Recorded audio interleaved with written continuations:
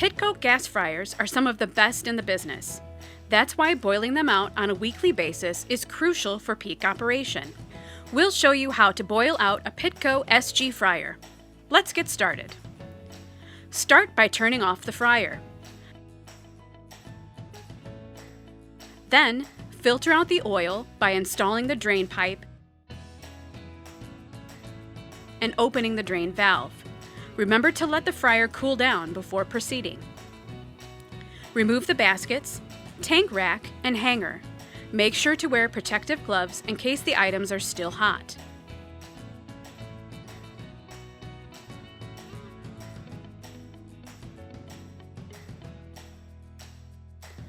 Once draining is complete and the fryer is cool, close the drain valve.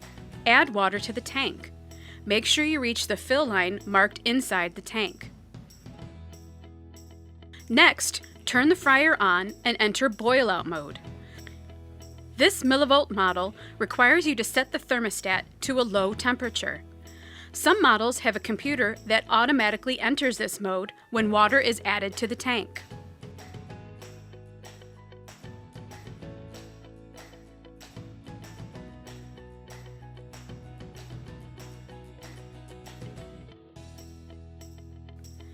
Once the water reaches a simmer, add OEM-approved cleaner to the tank. Check the label or your operator's manual for the proper ratio. After a minute or two of letting the cleaner and water simmer, turn the fryer off. Give the solution between 15 and 30 minutes to soak. After letting the solution soak, use a nylon brush to scrub the tank.